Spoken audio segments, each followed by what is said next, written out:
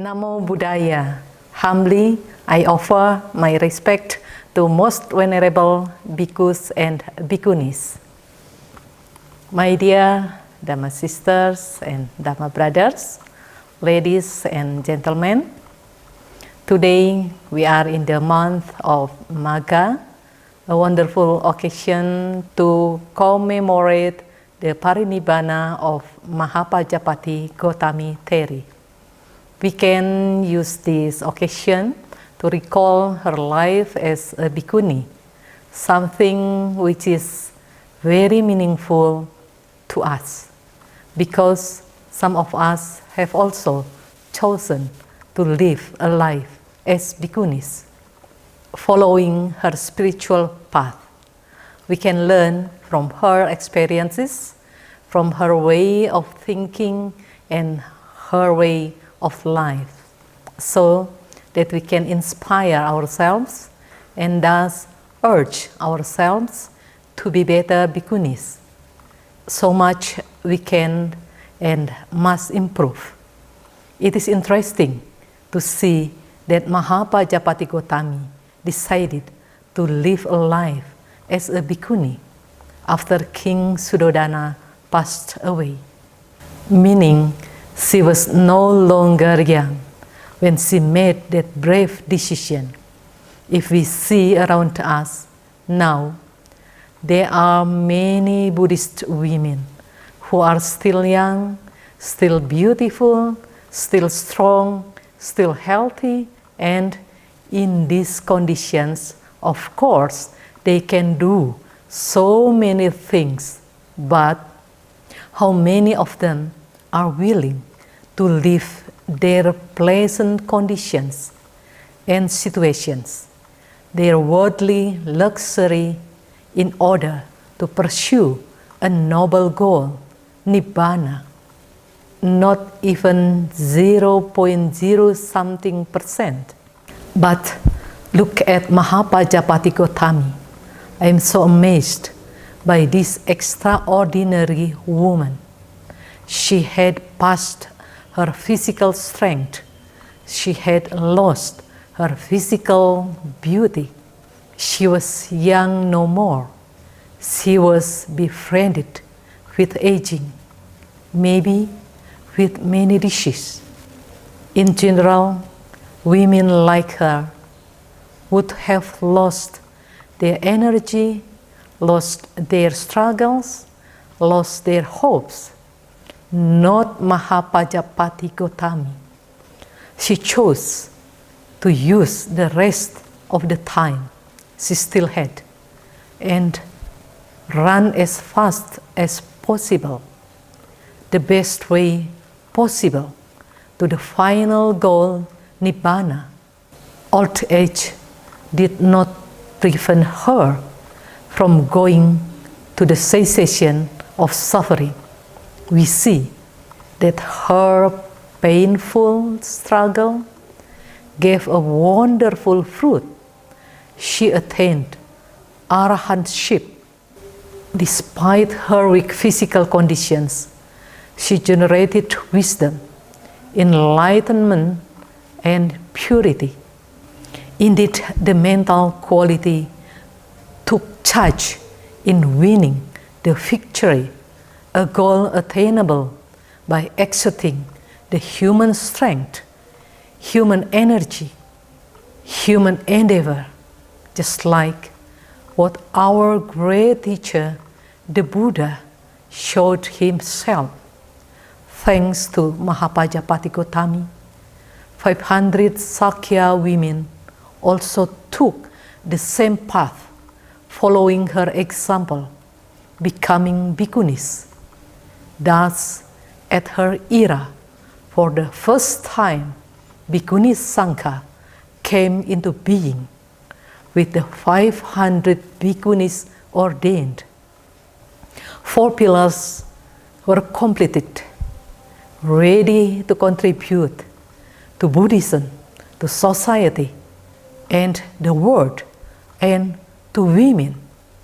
The life of Bhikkhuni Pajāpatī shows us how much wisdom was needed to come to that stage. And more importantly, behind all that, how much hardship she experienced, how much she struggled with all her might to attain what she could win. With human strength, with human energy, with human effort, just like the teacher she adored. The Buddha had shown her the path through his life as an example, and as a true disciple, she faithfully followed the path the best way she could. It was wonderful that she had the support and company of 500 other Bhikkhunis who struggled together with her. Look at the situation now. How many Bhikkhunis are there at present? How many people are interested in spiritual life? The number of population is very big, almost 8 billion, much more than what it was in the Buddha era. But it seems the strong current of present life has flowed to the other end, to suffering. Still everybody says they want happiness. That is why Dhamma is so much more needed to bring human beings to the cessation of suffering. That is why the existence of Bhikkhuni Sangha is much more needed to show the path to liberation. But alas, it is not easy to come in contact with Dhamma. People need lots of good karma, lots of merits to enable them to go to the direction of Dhamma. Only then they will be fortunate enough to understand what Dhamma is. Aren't we Bhikkhunis lucky to have Dhamma as our protector? That means we have done enough good karma in the past. We have accumulated enough merits. And we Bhikkhunis are very fortunate to have Mahāpajāpatī Gotamī as our example. She has given us so much strength in this life as Bhikkhunis. Let's learn from her. My dear Dhamma sisters and brothers, ladies and gentlemen, one thing for sure, a woman is able to reach attainment. Buddhas aren't proved that spiritual attainment was also possible for a woman. Thus, both gender, men and women, have the same right and ability in spirituality.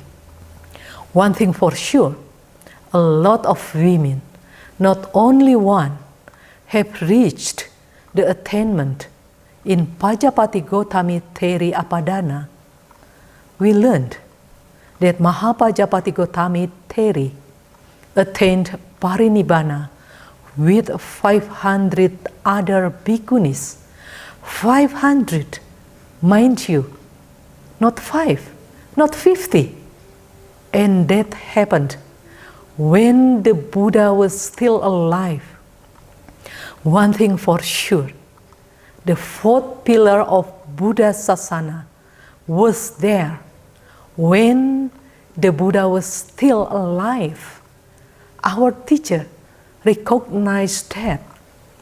One thing for sure, the Buddha honored the fourth pillar of Buddha Sasana very highly.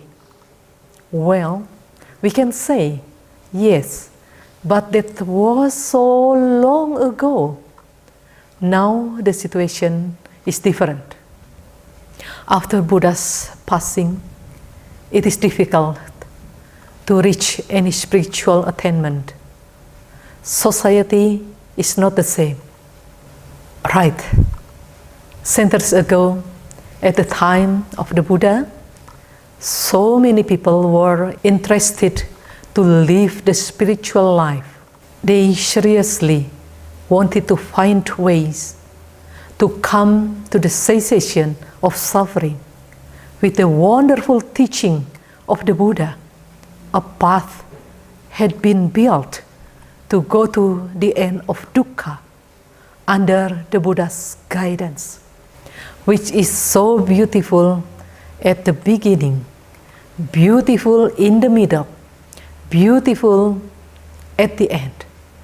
A lot of disciples attained the highest possible attainment, arahantship. But now, alas, now lifestyle are relatively going to the opposite. Worldly pleasures, with so big world population, competition is so strong, and success is measured by worldly achievement. So many people live in materialistic world, forgetting spirituality. They live to gratify craving, aversion, delusion. They do not want to control their mind, speech, and physical actions. It goes without saying, they are running towards suffering. Dukkha, it shows the characteristic of life. Anicca, things change. But Dhamma does not change. Again, aren't we lucky to still have Dhamma, although the Buddha has long passed away? Dhamma, as the teaching of the Buddha, is our guidance in our everyday lives. So, despite the hardship we face from day to day, we can still move on in the path as taught by the Buddha. Dhamma guides us to gradually develop our wisdom. In this fourth pillar of Buddha Sasana, we learn to perfect our mental, vocal, and physical actions. It is in this way that we should train ourselves. Why? Because we do not want to be called fools by the Buddha. Rather, we want to belong to the group called wise people. The Buddha has clearly stated this in Cinti Sutta, Anguttara Nikaya 3.3. Because the fool has these three characteristics of a fool, marks of a fool, manifestation of a fool. What three? Here, a fool thinks badly, speaks badly, and acts badly. If the fool did not think badly, speak badly, and act badly, how would wise people know of him? This fellow is a fool, a bad person. But because he thinks badly, speaks badly, and acts badly, wise people know of him. This fellow is a fool, a bad person. These are the fool's three characteristics of a fool, marks of a fool, manifestation of a fool. The wise person has these three characteristics, of a wise person, marks of a wise person, manifestation of wise person. What three? Here, a wise person thinks well, speaks well, and acts well. If the wise person did not think well, speak well, and act well, how would wise people know of him? This fellow is wise, a good person. But because he thinks well, speaks well, and acts well, wise people know of him. This fellow is wise, a good person. These are the wise person's three characteristics of a wise person, marks of a wise person, manifestation of a wise person. Great homework for each of us. My dear Dhamma sisters and brothers, ladies and gentlemen, although we do not live in the same conditions and situations like Mahāpajāpatī Gotamīs, actually we are not all together in a disadvantage. The fact that so many people lived a spiritual life at Mahāpajāpatī Gotamī era shows that spiritual life is not something special. Everybody does it. Maybe that was what people said. However, the present conditions and situations create a tremendously big difference. Our Dhamma life is extraordinarily different from the common lifestyle, and so it shines forth as a unique way of life. People might not be interested in joining us, but certainly they can see that our Dhamma life is different. What we must keep on doing is showing the world the way to the cessation of suffering, how to be happy no matter what, when suffering then devours them as its victims. Maybe they will start searching in the opposite direction. If they have enough accumulation of merits from the previous life, maybe they will start living a Dhamma life to go to liberation with our guidance as the disciples of the Buddha. As Bhikkhunis, we are lucky to have the trace left by Mahāpajāpatī Gotamī Theri. She was lucky to have been born at the same time when Buddha Gotama was born as a human being. Following the teaching of the Buddha, she was at last liberated, Nibbāna. Exactly the same as what we want, Nibbāna. But a big difference we can see between her life and ours.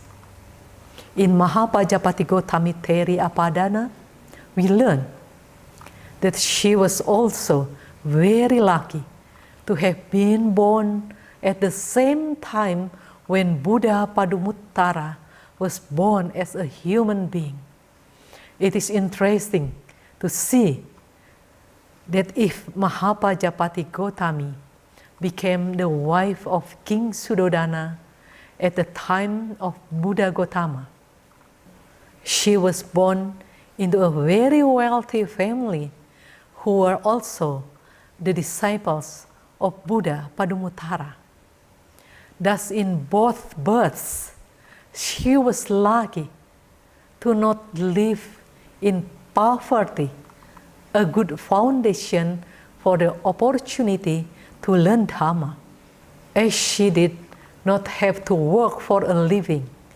It is also interesting to see that at the time of Buddha Padumuttara, she witnessed a very striking view how Buddha Padumuttara placed his aunt, who was a bhikkhuni, in a foremost position.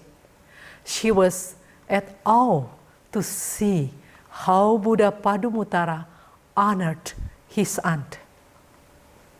And so she aspired to that position. She aspired to the position of a Buddha's aunt, to be a bhikkhuni. What about us? We do not know what happened to us in the past. But one thing for sure, we know that now we have come to what we aspired to be a bhikkhuni. Let us be the best bhikkhunis we can possibly be. My dear Dhamma sisters and brothers, ladies and gentlemen, in the past, there were many disciples who attained Nibbāna under the direct leadership of Buddha Gotama. That happened because at that time, many human beings were aware of the importance of spiritual values. So they pursued it seriously, freed themselves from defilement of cravings, aversion, and delusion. No wonder many of them achieved the goal, liberation. We are now in different era, when the defilements are served in so beautiful wrappings that they are alluring, fascinating, tempting, just like sweet poison, which surely will kill those who grasped it. Ironically, these fools grasped the poison happily, not knowing that they will soon be dead. Alas, it is our duty to unwrap the beautiful wrapping. It is our duty to reveal the danger of the poison of greed, hate, and delusion. But first of all, it is our duty to empower ourselves with wisdom. We must strengthen ourselves with Dhamma, with our Dhammic daily life, so that it is unshakable. We must hold dearly the teaching of the Buddha pertaining physical, vocal, and mental conditions and actions. Otherwise, we will not be able to help those fools. There is big danger that we ourselves will become fools who are attracted to the poison. Yes, there is dukkha in every aspect of life, just like what Buddha has taught and shown. To be able to get rid of it, we all need wisdom. It is not easy to live as bhikkhunis in this present era, as there are only so few of us. Yes, it is not a reason for us to quit or to divert from the path, just like what Mahāpajāpatī Gotamī Theri showed. She was true to her aspiration, and we learn that she succeeded in reaching her goal, Nibbāna. We are still so far away, but we must not despair. Why?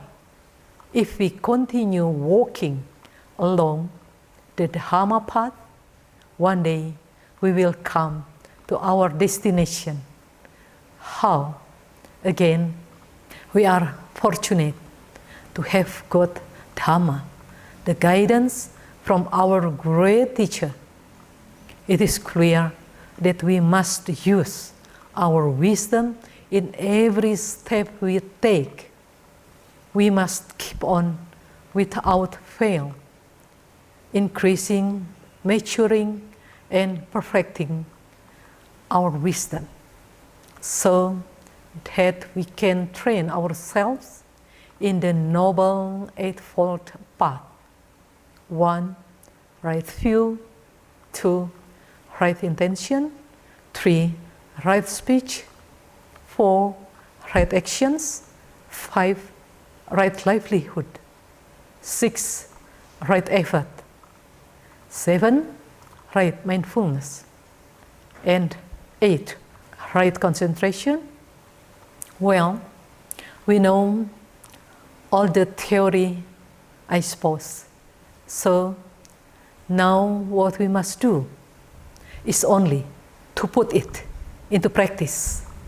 Let us guide ourselves, urge ourselves, force ourselves to use all the theory we know into daily practice. Let us keep on increasing the quality, the earnestness, the seriousness of our daily practice. Again, let us use our wisdom and intelligence to realize that the goal is still far, far away. We must strive very hard to attain what we want to attain, Nibbāna. That we must uproot the defilement, lobha, dosa, and moha. Quitting is not a choice. Yes, it is not an easy journey, just like what Mahāpajāpatī Gotamī has proved. Yet we have a very precious goal, which is worth all the pain and hardship and perseverance when our practice has become a second nature, has formed a skill we do every day. Things will certainly be easier because we have come to effortless effort. We can do it, my dear Dhamma sisters and brothers. Yes, we can do it. The fact that we have been born as human beings, the fact that we have come in contact with Dhamma, the fact that we have chosen to be Bhikkhunis, the fact that we have Bhikkhuni Sangha to work hard together, hand in hand. All these things make it easier for us to develop our wisdom and attain liberation. As long as we do not quit, as long as we keep staying in Dhamma, like Mahāpajāpatī Gotamī. My dear Dhamma sisters and brothers, ladies and gentlemen, in Anguttara Nikaya, the Buddha has also given us a guidance concerning wisdom. There are 8 causes and reasons that lead us to acquire the wisdom fundamental to the spiritual life and to make our wisdom increase, grow, and fully develop once it has been acquired. 1.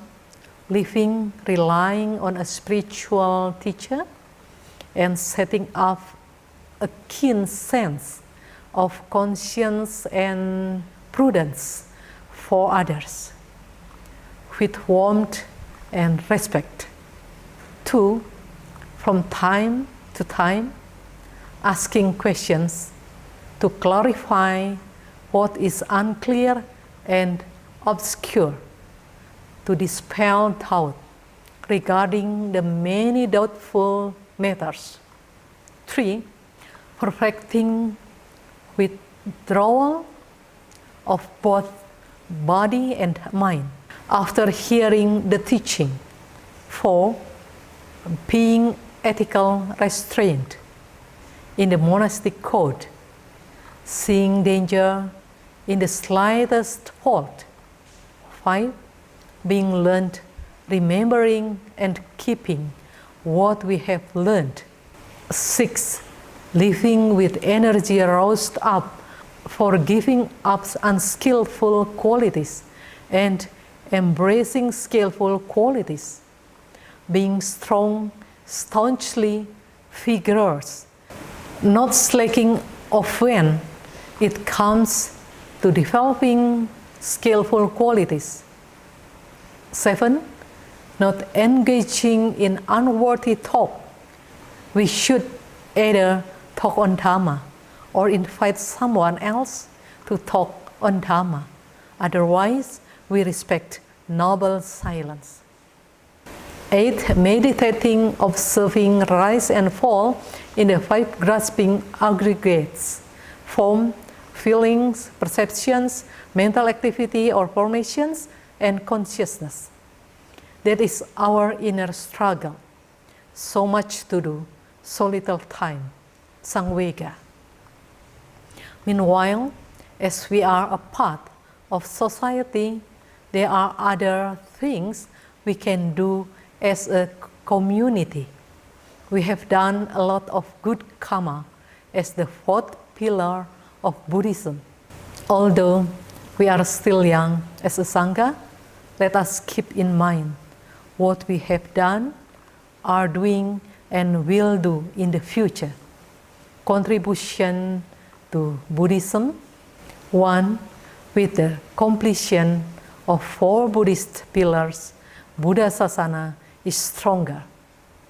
2. What the Buddha has taught can go continuously from one generation to next generation. 3.